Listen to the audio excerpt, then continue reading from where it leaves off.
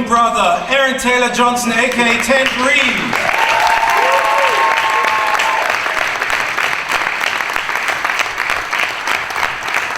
The wonderful Joy King is in the house. She plays the prince.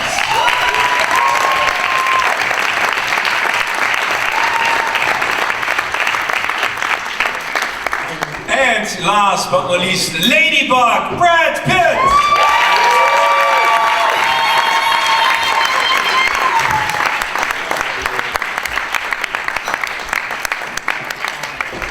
Welcome to Berlin. It's really great to have you here. I heard that you, this is a short stop between Paris and London, so you are busy traveling the world to promote this amazing movie. This is a question to all of you, to the producers, directors, and the cast. As I said, it's a really, really great, amazing movie, but what I loved about it the most is, you know, the bickering between the characters, and especially the way that you acted and interacted with each other. What was, you know, the thing about the story and the characters that immediately triggered your interest to do this movie? Kelly and David. Use the word trigger, because that's very appropriate. I don't know, I think that all of us just had instant chemistry when we met each other. It was like instantaneous. You know, this was filmed in 2020, like right in the peak fire of the pandemic. So we were in our own little bubbles, and then we got to leave our bubbles to start this bubble. And David Leitch created such a great environment for us to go and slap each other around and like figure out what our characters' interactions were going to be on this train. So it was pretty natural. Yeah, it came along, the script came along at that really dark period of a lockdown before we had vaccinations, before we didn't know how we were going to get out. And it just seemed like, I mean, it was so damn funny. It just seemed like the perfect salve for that time and this time, and it's great it's coming out now that we're out on the streets again and can be around each other. So one last thing too I'll add about the script was it had so many great parts in it that we were going to draw a really great cast, and that was true. 100%. The characters jumped off the page, and we were all excited the minute we read it. So. Aaron, Joe? I was like, dang, they kind of covered it. I was just sitting back, and I was like, yep, that sums it up. Go ahead. Yeah, I mean, this was a script that just gave so many great opportunities. It was just these characters so brilliantly bombastic, and you know, with David Leitch and his heightened reality, you know, just allowed us to really want to explore and play. I mean, it's got a lot of light in it, and you know, great cast. You know, so it was an instant like, I want to be a part of this one, and so you know. It was extraordinary. On the page, the characters were really wacko, but these guys took it to a whole nother level. 100%. True. I never envisioned it would turn out as crazy, but I'm glad it did. Yeah. David and Kelly, you know, talking about the action sequences on this fast speed train, was it a burden or was it an opportunity to have action on these kind of perimeters and the space that you had to use? I mean, it's always, as a choreographer, you want to put constraints on yourself. You want a problem to solve in the choreography. So, you know, the box of the train was like daunting, but I think it presented those opportunities to make it fun. So, you know, the choreography team, we put together an amazing team of guys, and they were up for the challenge. We created environments inside the train, so you could have different props and weapons to play with, and you know, just to make sure that you would keep it fresh and original. But again, the constraints lead to creativity, and I think that I like that as a choreographer. I gotta say that was a big thing for me. It was like the feeling of claustrophobia, like and these contained sort of spaces allowed us to kind of use that with our characters. And then David Leitch is so brilliant, and like there's this great sequence with Brad and Brian, and they've got a fight sequence in by the table and in the chairs, but then it's the quiet zone, and then there's someone's telling them to be quiet, and then they're going to beat each other, but they've got to hold their, you know, it's just so many layers of confrontation and conflict, and it's stuff like that we played with, and it really allowed us, it was just sort of, you know, acting sort of gold. It was just, you know, giving us a challenge constantly every day, so that was great. And it looks amazing. Any questions? Right here, second row. Okay. Oh, yeah, you. I try without the microphone. Nee, da kommt Mikrofon. Hi, I'm part. Okay. Hi, Harvest Kosovi, my name. Thank you so much for this great movie. It was a really, really fun ride, let me say that. Well done, ladies and gentlemen. Thank you. So, how hard, how physical was this shooting, especially all the actions, the fighting scenes, and how much cuts and bruises did you get? Well, that comes with the territory. Aaron, you may I want got to a take couple that of one. boo-boo. Yeah. I got a really good boo-boo. It was a Brad Pitt, like, jump kicked me and then landed on my hand and sliced it open, and now I've got my like Fight Club scar. That should be right there. Anyway, it's really cool. It's all good. It's all good.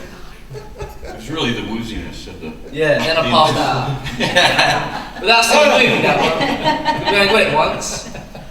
It comes with the territory. We all really wanted to get in there and do our fights, except Brad. But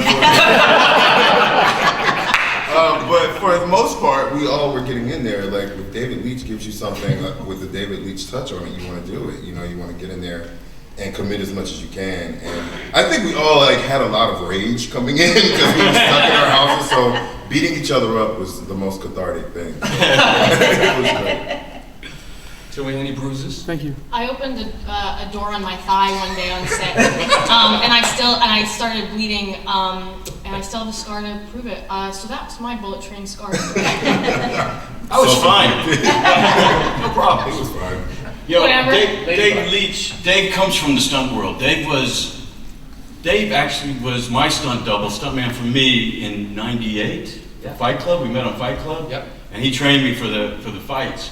And it worked so well. We went on with that pairing till about '04 with a bunch of other films. And then he left me to do other things. And now it's come back around full circle. So it's really nice for me to have him as the boss now. It's been a blast. I can't say it's been a blast. We had a great time. Dream come true. Dream come true. Questions hier vorne, direkt, die beiden Damen. Gibt's da ein Mikrofon? Ja, genau. Müsst ihr euch nicht verstecken, könnt ihr einfach so bringen. Hi, I have a question. Sorry, Michael McCormick from TV Movie. Question for you, Mr. Pitt. You talk a lot about bad luck and good luck and fate in this movie. What do you think about those big topics yourself? Yeah, I do like that. I mean, within this what I think is a really funny film, there is this undercurrent this message of fate and that we are all agents of fate in some way. I tend to lean this way. I tend to believe this way. This is something I argue with myself a lot. I don't know, how much is fate, like we're puppets in some bigger play, or how much is, personal will, manifestation, or whatever you want to define it. I think they're both at play, only because I don't have a better answer. And that's fate. Hier vorne, direkt die Dame, da drüben. Hi, I have a question for Brad Pitt too.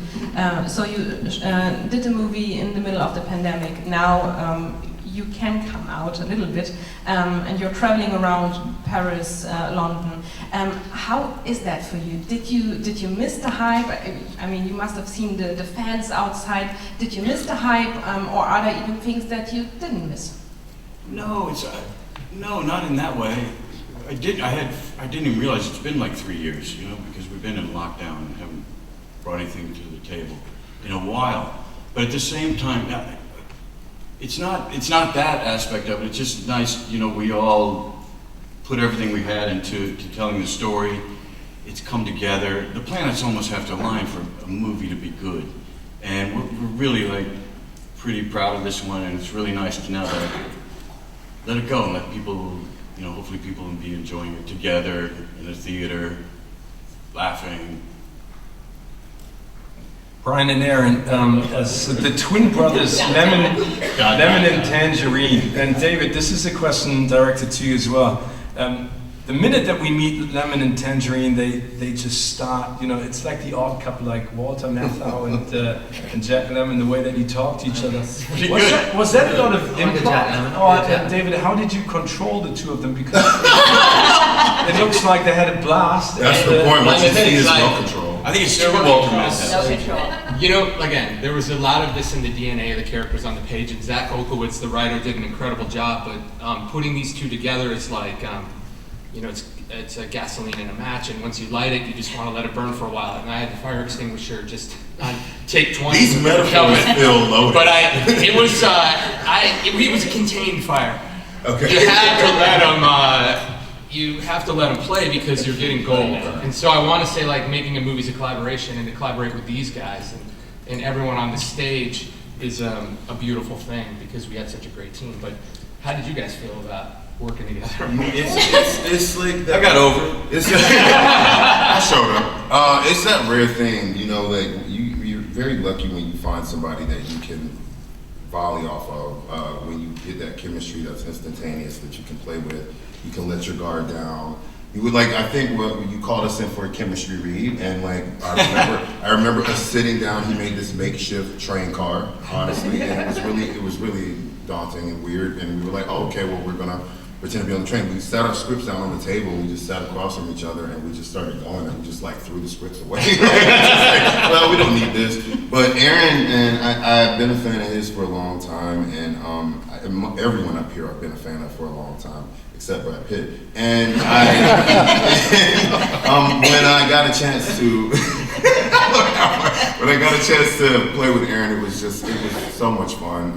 There was you weren't second guessing anything. You didn't feel guarded. You just wanted. It was like meeting my best friend, like, and just having a good time. So David let us do that. He let us play, and the result is what you see. Yeah, you kept so much more than I thought you would keep. Oh yeah, it was gold. I'm not gonna get rid of that. I was like, oh, you guys make me look good. I'm gonna take it all day long. Prequel, tangerine and lemon. Yes, prequel. Y'all heard that? It's on tape. Yeah. Aaron, did you feel the same way, or is that something? Oh God! Oh God! Yeah, man. Listen, Brian and I, it's like he said. It's like I didn't know who Tangerine was until Brian stepped on to be Lemon. I mean, he's my other half. He's my partner in crime. He's my brother. I needed. And again, I was a huge admirer of Brian's work, you know. And the moment I met him, we just hit it off and we clicked. He's a good friend. I care for him. I love him. And I think that came across. That's kind of the sort of added element that we brought to these characters, that we just had this full trust. And you know, going to work every day was like you said, we shot it in a pandemic and lockdown. This was pre-vaccines. There was a dark cloud around us. We all went to work and was like, let's just have a good time and make everyone have a laugh. And I was exploring a new character, and I learned a lot on Brian. He's super smart and quick-witted, and we just was able to elevate the material. And like he said, that's so rare. And then on top of that, we had David Leitch, who just gave us this space and this encouragement and support and an environment where we could be experimental and play. And the same when I had scenes with Brad, you know, this is someone who could easily be threatened by younger actors coming on board and being like, just outshining him. Instead, you know, he was there going, keep bring it, come on, bring it, sure. David, can we edit this out? No, I think we'll keep it. So, you know, you have to roll with it. What do I kick me a little too hard? No, I mean, like, Brad's the most giving, you know, generous actor, and he really did support all of us. And you know, it's been like that. This is a family of, you know, we had a lot of fun making this movie, and you'll see it on the screen. That's what's really brilliant. Joey, I think the great thing about your character is that the prince is sweet, coy, backstabbing, brutal, violent. Is there one of the character traits that you like the most to portray? After the princess, this is the prince? She's kind of a bitch, huh? She's a bitch. She is very bitch. I think it was just really, I mean, it's always fun to play the villain, you know? It's like, it's a really good time to be able to kind of slip into something that's so unlike yourself. And also just play off of these amazing actors here. And they're so funny, and they just elevate every scene. Because my character is so, she's so evil, and she's so like sleuthy and conniving and innocent and all these fun things. But I also had a lot of fun finding the humor in her and building her, and also doing dialect training for her, and then I also had to learn a little bit of a new language for her. So it was just like, there's a lot of cool things that went into getting to play her. But the best part was when all those things were in place, I got to come on set and just be like with the coolest group of people, and just like kind of just find her essence with everyone. Kind of like Aaron was saying, he didn't quite know who Tangerine was without his lemon. I was excited to discover the spontaneity of what Prince would become with this cool cast. Perfect. Any more questions? You over there, and then. Hello, my name is Frauke Gust from Radio Berlin. Mr. Pitt, you're back to Berlin. Welcome back. How do you enjoy being in Berlin? Always, I love the city.